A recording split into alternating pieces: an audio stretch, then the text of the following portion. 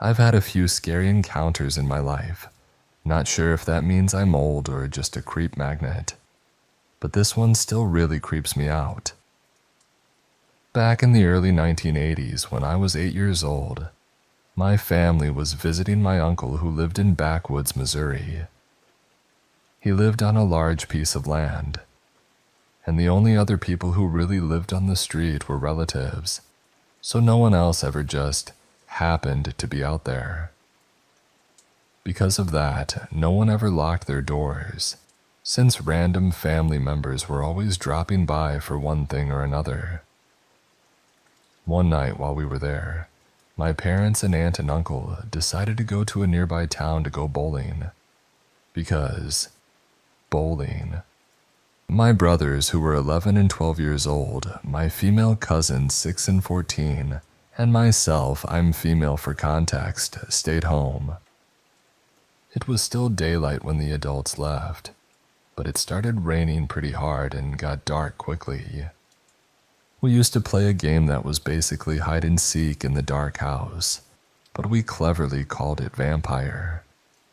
There was a thin little mattress on the living room floor that some of the kids would sleep on at night, so the person who was it would lie on the mattress and fold it over themselves like a coffin, then count down to midnight. When they got to midnight, they would go looking for you, again with all the lights off, and you tried to make it back to the coffin before you got caught. Because the house was in the country, it was pitch black at night. You couldn't see your hand in front of your face. What that meant for the game was, first, you couldn't tell where the vampire was looking, so you just had to make a break for it. And second, if you were extremely lazy, and I'm sure by now you can guess which one of us fit that description, you could hide in the living room with the coffin and get to base quickly. Ben, my 11-year-old brother, was it and was doing the usual countdown. I was hiding maybe 6 feet away from him. As he was counting, there was a flash of lightning. I don't know if I was already looking at the living room window or if the lightning made me look, but with the backlight of the lightning, I saw a man with his face pressed against the window.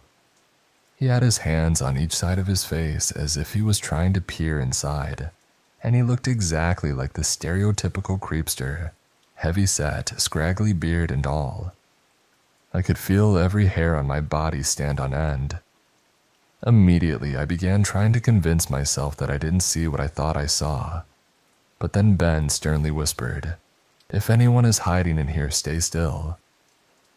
I sort of croaked out, "I'm here," just as there was another flash of lightning.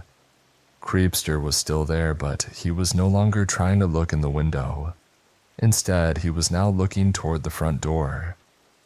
Ben and I immediately knew what was coming next. From where he was standing, Creepster was probably only 5 feet from the front door. Ben was the same distance away, but there was a couch between him and the door. Ben leapt over the couch and locked the door right as Creepster started trying the handle.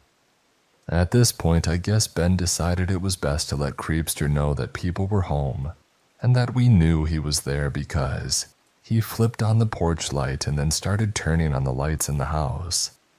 This is going to sound weird, but I was too terrified to panic. Having said that, I was relying completely on Ben to know and tell me what to do. He told me to go lock the other doors and was yelling for everyone else to come out and to lock all of the windows. Honestly, the next few minutes are hazy in my mind. I remember everything up until this point very clearly. Then I remember the end very clearly, but the middle is less clear. I know that I locked the side door and then the sliding glass door on the back of the house. When we have talked about it over the years, some people remember us seeing him out the back door as well. I don't think I remember that. What I clearly recall is locking the sliding glass door and standing there frozen, and hearing Ben in a very calm but firm voice say, "Close the curtain, listen to me, okay? Close the curtain." So I did. Ben can't remember that part, and I just remember my fear in Ben's voice, so I'm not sure if I saw a creepster in the backyard or not. We tried to call the police, but my aunt and uncle had a party line, a system where multiple families shared the same phone line, and it wouldn't work. Whether it was because of the storm or because a neighbor had left their phone off the hook, we couldn't get through. For the record, they are the only people I've ever known with a party line, so this was not normal to me either. We also tried to summon help on my uncle's CB radio, but couldn't reach anyone.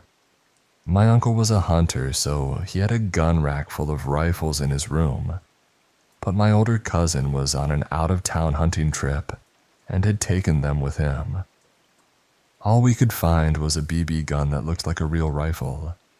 I vividly remember Ben putting me on phone duty and Scott, my older brother, on CB radio duty, while he stood watch at the little square window on the front door with the BB gun.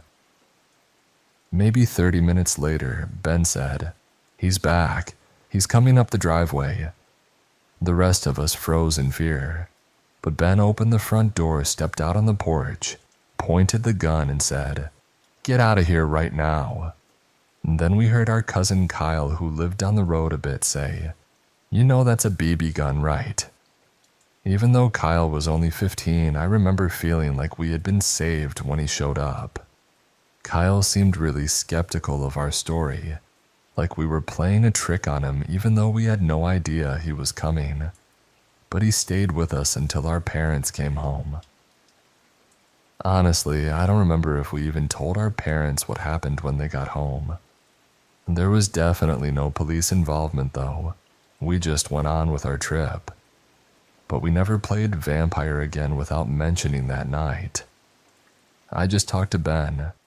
First, he doesn't have an account, but he's really pleased that everyone thinks he handled himself well. Second, he said the story was pretty spot on to how he remembers it, but that the guy was actually at the back door.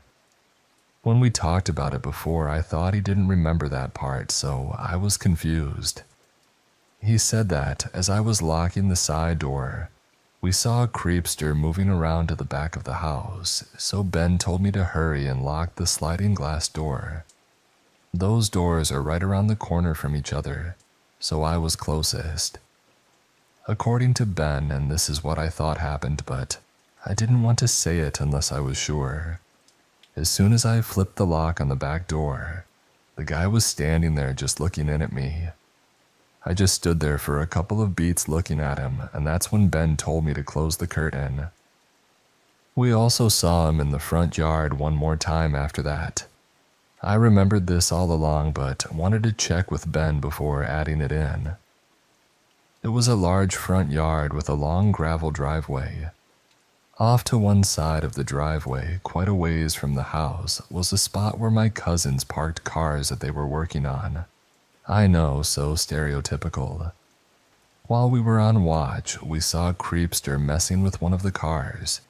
It was actually Kyle's. When he couldn't get it started, he walked into the woods that ran beside the house. We didn't see him again after that.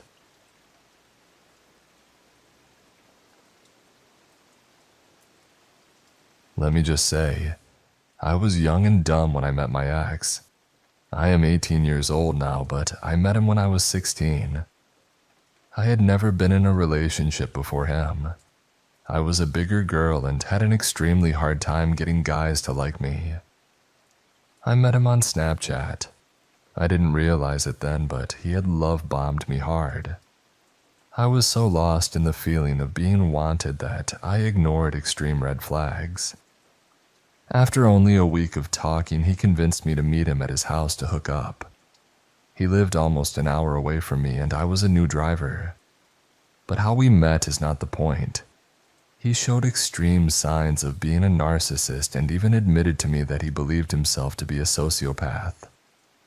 But I never let the red flags keep me from staying with him. He was possessive over me and manipulated me into believing he was the only one there for me. He made me cut off my friends and even distance myself from my family. He cheated on me so many times. I caught him 3 times. He admitted to me that out of the 18 months we were together, he was faithful for 3, which is BS. He cheated the entire time. I had evidence, but in the end he kept lying to save himself. I have extreme abandonment issues because of my father. My abandonment issues aren't only about me. I have a deep fear of abandoning people who need someone. I thought he needed me. He was going into the Marines. His ship date was late June 2024. A few days before he shipped off, I proposed to him. I know I was stupid. Don't get me started on how much I hate myself for that. But if you have ever been emotionally and psychologically abused, you can understand that you simply cannot think about yourself or your safety. You think about what is best for your abuser so that they are happy, so that they don't have a reason to abuse you. We made it through boot camp. We sent letters all 13 weeks. It felt magical to know someone loved me enough to stay true to our relationship through something difficult like a long-distance military relationship. I loved him so much that I saved money to drive down to California to see him graduate. It was amazing, and what I thought were the best days of my life. He was still quiet and reserved. He always was. I never saw a problem with it because he was his true self when he was with me. When he came home from California, he lived with me. He had a bad relationship with his parents, and it made me believe he had nowhere else to go. This was my mistake because once he moved in, I was truly trapped. He did recruit assessment from late August to late October. Then he shipped back off to California for his schooling, and our long distance started again. One morning in March of this year, I woke up and checked my phone. If you have ever been cheated on and stayed, you become paranoid. He had 2 Instagram accounts, one of which he blocked me on. I created another Instagram account just so I could watch his followers and posts. He started following more and more women. On that day, he had posted on his main account a story that was hidden from me. He posted a joke about cheating on your dumb girlfriend. You don't joke about crap you have done. So again, I sent him a message explaining just how unfunny it was and how he knew how much that crap traumatized me. After that, I was done. I messaged girls he followed on his other account and learned he was on dating apps. After that, it was the end of us. There were 3 days of us communicating. On April 2nd, I took his belongings to his parents' house and blocked him. I told him to never contact me again. Everything was silent for a few weeks. I was healing. This man abused me for almost 2 years. He made me believe so many nasty things about myself and my family. I would go into more detail, but at this point this story is a novel. One night in late April, I got a text on my phone. It said, "Package arrived." I was confused and responded with a question mark. The number told me there was something on my porch. When I opened my door, there was a notebook sitting there. It was 11 p.m. at night, so I was freaked out. From front to back, this notebook was filled with letters from my ex. I refused to read it. He had gotten out of the Marines on an other than honorable discharge. He moved to the city next to mine. He hated my town and how desolate it was. He moved 20 minutes away just so he could be close. He could have moved anywhere, but he moved to a town he hated just to be near me. Also, he doesn't have a car, so he rode his bike 13 miles just to drop this notebook on my porch. I gave the notebook to my parents and messaged the number back to never contact me again and to never come near my house or else I would call the authorities. I blocked the number. That night I slept in my parents' bedroom. I cried so much. At 1:30 a.m. I got another message from a different number. It said, "Can you honestly tell me you've enjoyed this past month?" It took this psycho 3 hours to get a new number and start texting me again. I sent a very long, nasty message describing just how great my life was without him, and again told him not to contact me. I had to change my number, my garage code, and my front door code. A few weeks later, I got 3 letters in the mail from him. All were very possessive and nasty. One was a suicide note describing exactly how and why he would kill himself. I called his city's dispatch and sent a wellness check. He was alive. He told the officer that he was just upset. I had done a lot to try to get him into some sort of mental care. He refused time and time again.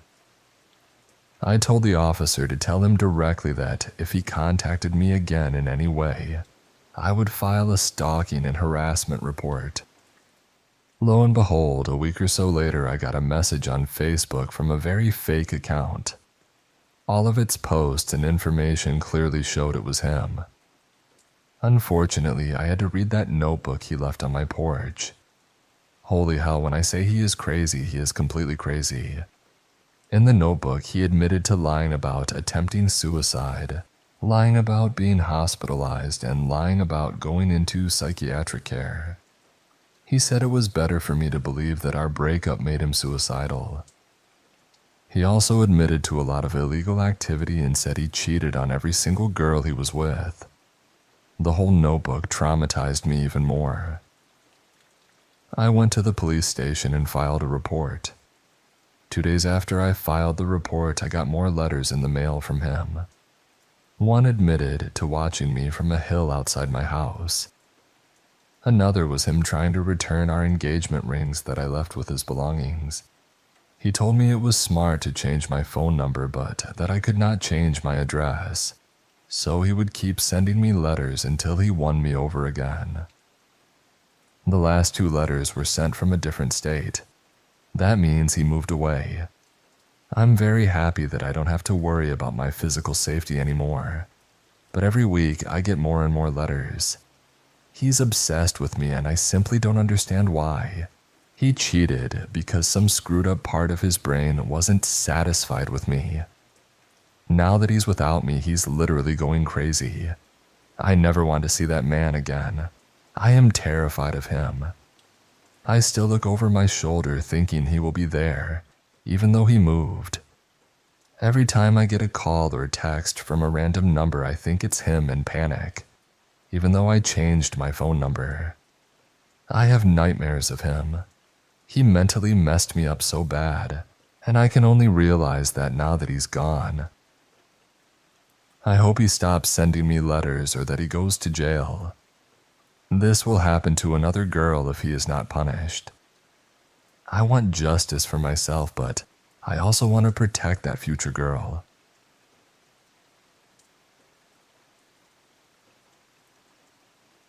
This is a long one, so bear with me. A bit of context before I begin. I'm a 21-year-old woman that works in the hospitality industry, specifically doing graveyard shifts usually running from 11 p.m. to 7 a.m. I have seen and dealt with some of the most insane experiences. I could probably write a whole book by now, but this particular experience was one of the most frightening. I was raised to be caring, empathetic, and understanding. These core values mean a lot to me and I live by them. People have warned me that this kind of mindset could make me a target for people with bad intentions, but I never really believed that, I thought. It's nice to be nice. Looking back though, after everything that happened, I've learned to be a lot more skeptical. Usually on graveyard shifts, there are 2 of us in the building. Once we finish our tasks, we're basically free to relax until the morning manager arrives around 6 a.m. So that night after finishing my work, I sat in the main area having a late night snack and scrolling through reels on my phone. My coworker decided to take a nap since it was about 3 a.m. Fine by me. About 20 minutes later, I heard a commotion near the bar area. I looked up from my phone and locked eyes with this man, maybe in his 40s, just standing at the bar. This wasn't unusual.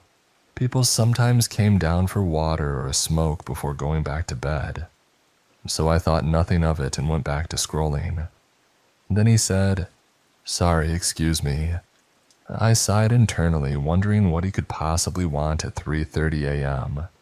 I stood up and asked if he was okay, apologizing for being on my phone in case he'd complained to my manager in the morning.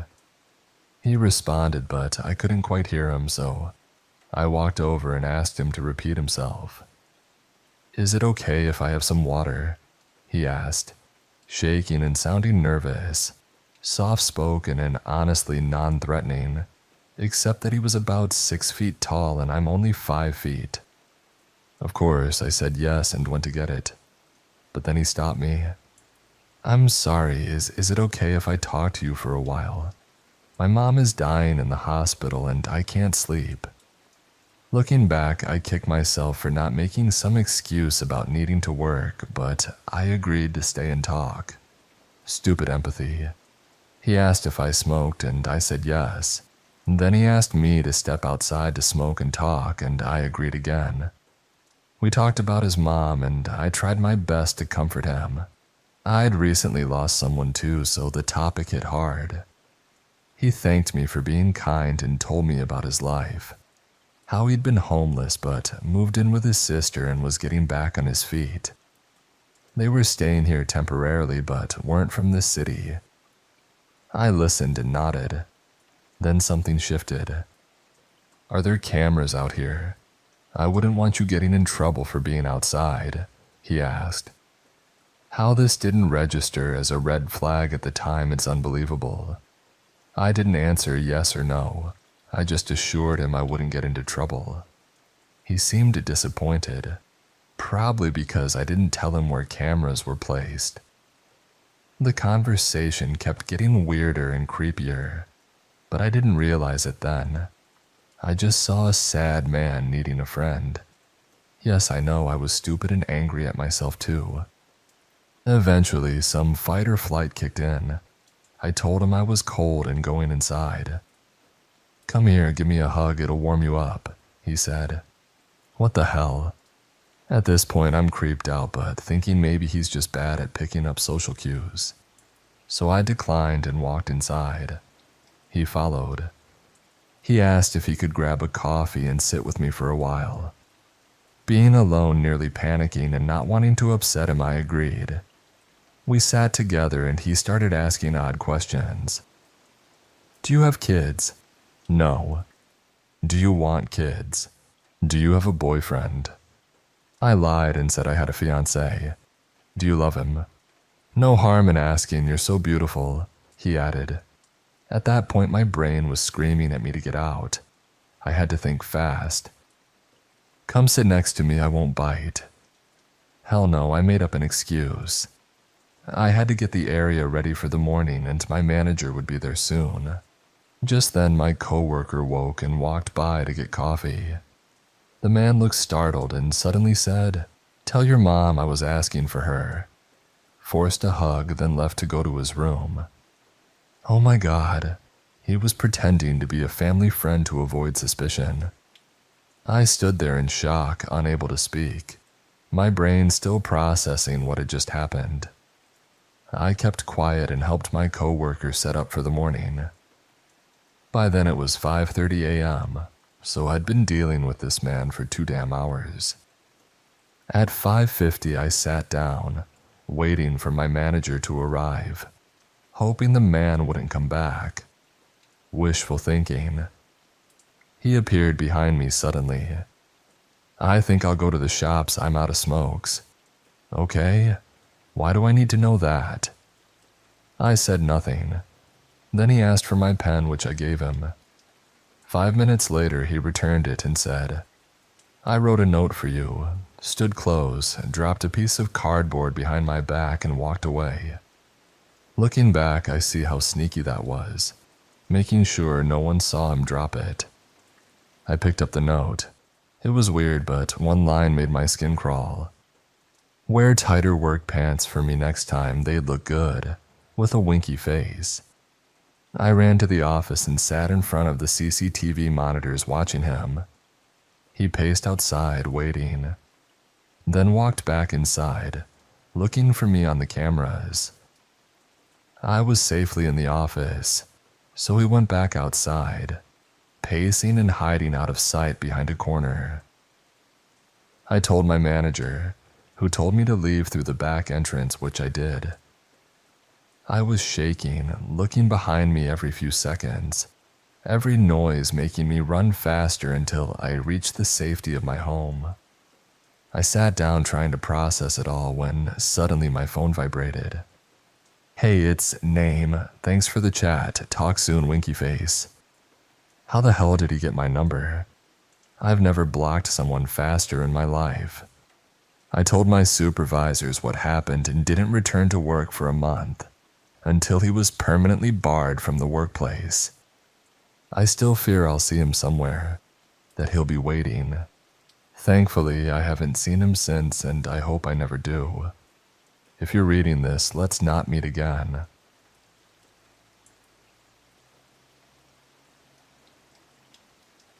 It was the summer before my senior year in college. My little brother, who was always interested in military stuff, had gotten a pair of night vision goggles for his birthday, and he had left them at my apartment. One night I was bored and decided to go try out the goggles at a wooded hiking area and nature preserve nearby. In retrospect, this seems like a very stupid idea since I was all by myself and female, but I was young and foolish, and I got myself all excited at the possibility of seeing deer and other woodland creatures in their natural nighttime habitat. I was familiar with these woods. My best friend and I had hiked there at night before, and we had never run into anyone else. Our area is mostly rural and pretty safe, so I didn't anticipate any trouble. I parked in the little sparsely lit parking area, ignored the sign that said, "Park closes at 10, and entered the woods, night vision goggles in hand. It was a half moon that night, and that was the only light filtering down through the canopy of trees. It was pretty dark, and I didn't want to put on the goggles until I had found a place to sit down. So I lit my way with the mini mag light on my keychain. A couple of times I thought I heard a little rustling in the woods a fair distance away, but it was nothing out of the ordinary, and I put it down to animal activity, hopefully the deer I had come hoping to see. After I had hiked in a fair distance, I found a fallen log to sit on and put on the goggles. I don't know if you have ever used night vision goggles before, but the effect is impressive. They can turn near pitch darkness into brightness as if it were daytime. Everything appears in shades of green, but quite bright and clear. For a while, I had a blast looking around from my fallen log vantage point. Some chipmunks played around in the leaves nearby, and a big owl blinked its lamp-like eyes at me from a tree branch. No deer, though, and I started to think that maybe they wouldn't be likely to come anywhere near me, darkness or no, if I sat right out in the open on a log. So I decided to find a place where I could be a little more hidden. I made my way a little deeper into the woods and finally found a huge tree perfect for climbing. I have always loved climbing trees, so it was nothing for me to hoist myself up a few branches and settle in to wait for my deer. I didn't get to see any. What I did see, lit up in bright night vision green after about 10 minutes of waiting, was this: a man dressed head to toe in dark-colored clothing, making his way stealthily through the woods. He was coming from the same direction I had come, and was clearly trying to stay hidden, moving from tree to tree and glancing around carefully before moving on again. It looked very much like he was looking for someone. It took me a few moments to notice that he was carrying something, and when I saw what it was, the hairs on the back of my neck stood up. He had a knife, a big one, and he was gripping it as if he expected to use it very soon. It was not deer hunting season, and this was a nature preserve where hunting of any kind was prohibited. and at any rate, the guy was alone and not dressed like a hunter. There were no deer in sight, and very few hunters kill their prey with knives. I was suddenly horribly aware of my situation. A young woman alone, weaponless in the middle of the woods at night. This was the 1990s, so no cell phones. And even if I had had one, I wouldn't have felt safe using it lest I draw his attention. I didn't know how he was able to see so well in the dark. I guess his eyes had just adjusted, and I was terrified he would look up and see me. I sat there, afraid to move, afraid to breathe, and watched him as he continued his methodical and stealthy process of scanning the forest for whoever or whatever the hell he was stalking. I scanned around but couldn't see anyone else, even from my high vantage point. And the sickening thought struck me that he might be looking for me. I remembered the rustling noises I had heard in the woods when I first arrived, and then I thought back further and remembered something else. A white car that had followed too closely behind me for most of my drive to the nature preserve. I had been annoyed and a little freaked out at the time, but when I had turned into the nature preserve parking area, the white car had passed me and driven on its way, and I hadn't thought anything more of it. Now I wondered, horrified, if this was the driver of that car, if he had circled back and seen my parked car alone in the lot, if he had come in after me. I sat, paralyzed with fear, and watched the man for what felt like forever but was probably another half hour or so. There was a heart-stopping moment when he paused right underneath my tree, and I was sure he was going to look up and find me, but he did not. After a while, he seemed to give up on whatever plan he had in mind. I heard him say, "Screw it," and he started heading back in the direction he had come, the direction of the parking area. I stayed in the tree wet with sweat and crying until the sun came up a few hours later. Then I climbed down and, still terrified, gripping the little can of pepper spray on my keychain, I made my way as fast as I could to the parking lot. The man had been there. My windshield had been smashed with a rock, and someone had scraped all down the sides of the car with something sharp. Presumably a giant knife that I am lucky did not end up in my chest. Thank God for the night vision goggles that let me see him before he could see me. And thank God for big trees with sturdy branches. Forest creep, let's never meet again.